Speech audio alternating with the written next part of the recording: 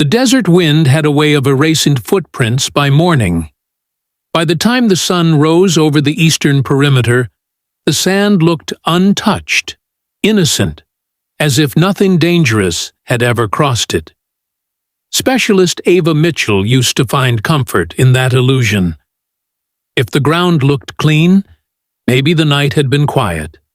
Maybe everyone was still alive. That morning felt too quiet. She was walking the fence line just after dawn, rifle slung across her shoulder, boots sinking slightly into cool sand. The base behind her was barely awake. A few generators hummed. A distant door slammed. Otherwise, nothing. Then she heard it. A faint, broken whimper. Ava stopped mid-step. Out here, unexpected sounds meant trouble. She scanned the horizon first, instincts trained by months of deployment. No movement, no figures, just wind brushing across wire fencing. The whimper came again, softer this time. She followed it toward a cluster of old supply crates near the outer barrier. One crate had tipped sideways, casting a long shadow across the sand. The sound was coming from behind it. Ava crouched and slowly pulled the crate aside. A small brown dog lay curled against the fence. He couldn't have been more than 6 months old. His ribs were visible beneath dusty fur. One hind leg bent at a wrong, unnatural angle. Blood darkened the sand beneath him, already drying in the morning air. His breathing was shallow, but his eyes were open. And when he saw her, his tail gave the weakest, trembling wag. The sight punched the air from her lungs. She had seen injured soldiers. She had seen things far worse than this. But there was something about the way this small creature looked at her. Not with fear, not with aggression, but with trust, that cracked something she had carefully sealed shut. Before we continue, let us know where you are watching from in the comments. And if this story moves you, leave a like and hit the subscribe button for more heartwarming stories. Now, let's continue. "Hey," she whispered, kneeling. "You're okay." He tried to lift his head and failed, a thin cry escaping his throat. Boots crunched behind her. "Mitchell, what are you doing?" Sergeant Cole's voice carried warning. "There's a dog," she said quietly. "I can see that. Leave it. We don't bring strays inside." She swallowed. The dog's leg was clearly shattered. Blood seeped steadily from a deeper wound near the joint. "He's dying," she said, "and that's not our mission." The words felt heavier than they should have. Mission, protocol, rules. She had lived by them for months. They kept people alive. They kept emotions controlled. But the dog shifted and whimpered again, pressing his head weakly against her glove. Trust. She removed her tactical scarf and wrapped it gently around his body. Blood soaked into the fabric almost instantly. "Mitchell," Cole warned, "you get attached, you lose focus." She looked up at him, her expression calm but tired. "Maybe I'm tired of pretending I don't care." The dog suddenly jerked, a sharp yelp tearing from him. Fresh blood spread faster now, bright against pale sand. Ava frowned. "That's new." She leaned closer, brushing sand away carefully from the wound. Something metallic caught the light. A fragment. Thin. Jagged. Embedded deep near the break. Her stomach tightened. "This isn't from a vehicle," she muttered. Cole crouched beside her. "What do you mean?" She scanned the surrounding ground, heart pounding. A few yards beyond the fence line, the sand looked slightly darker, uneven, disturbed. Not by wind, by force. Her blood ran cold.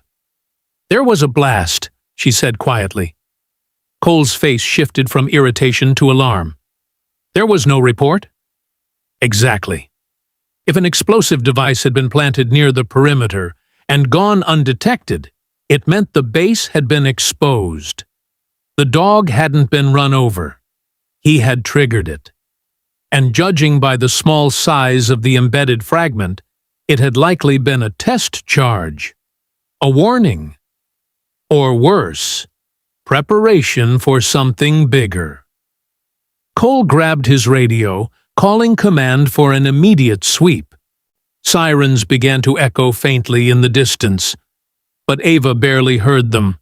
She was staring at the dog. He had wandered where soldiers would patrol at shift change. If the device had been larger, if it had detonated under a convoy instead of beneath a stray, her throat tightened. "You stupid, brave little thing," she whispered. He blinked slowly, exhausted, unaware of what he had done. The base shifted into controlled chaos around them as explosive ordnance teams prepared to scan the perimeter. Ava slid her arms carefully beneath the dog's fragile body. He cried out, but didn't bite, didn't resist. He trusted her completely. Cole hesitated. "You've got minutes before they lock this area down." "That's all I need." She carried him toward the medical tent, ignoring the blood soaking through her sleeves. Each step felt heavier, and not because of his weight, but because of what it meant. Inside the tent, the medic froze at the sight. "You can't be serious." "He triggered a device outside the perimeter," Ava said steadily. "He saved us." The medic didn't argue after that. They worked quickly. The leg was splinted.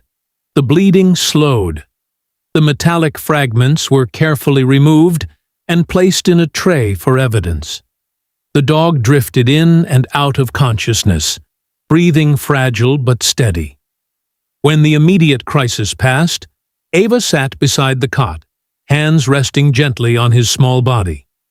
For months, she had operated on discipline alone. Eat, patrol, sleep, repeat. She had pushed down grief when friends were lost. She had buried fear under professionalism. She had convinced herself that detachment was strength.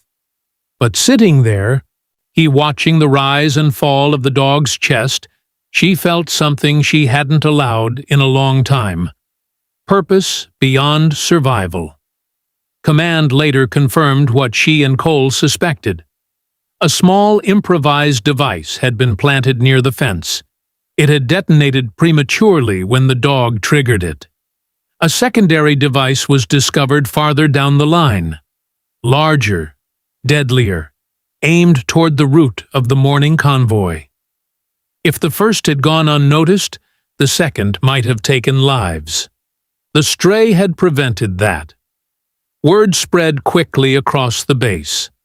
Soldiers who had dismissed the animal hours earlier now stopped by the tent quietly. Some left scraps of food. Others simply stood, looking at the small creature who had unknowingly shielded them. Ava stayed longer than anyone. When the dog finally opened his eyes fully that evening, they were clearer. She managed a small smile. "Guess you're sticking around." His tail thumped weakly against the cot. Protocol still existed. Paperwork still loomed. But something had shifted. Even Sergeant Cole stopped by before nightfall. "You were right," he admitted quietly. Ava shook her head. He was. Outside, the desert wind began its nightly sweep, smoothing the sand once more. By morning, there would be no visible sign of the blast. But inside the medical tent, there was proof that even in a place built around strategy and steel, something small and fragile could change everything. Ava rested her forehead gently against the dog's. For the first time in months, she didn't feel numb. The stray had taken a blast meant for soldiers. And in saving them, he had reminded her why she had chosen to serve in the first place. not just to fight, but to protect. This time, she wasn't walking away. Before you go, think about this. That dog didn't know about missions. He didn't understand borders. He didn't wear a uniform. But when danger came, he took the blast first. And a soldier who had trained herself not to feel broke down because of him. So here's the question I want you to answer honestly. If you were in her position, in a war zone, surrounded by rules, knowing you could get in trouble, would you have carried that dog back to base? Or would you have walked away? And one more thing. Do you believe that dog saved them by accident? Or do you think some moments happen for a reason? Tell me what you think. I read every single comment.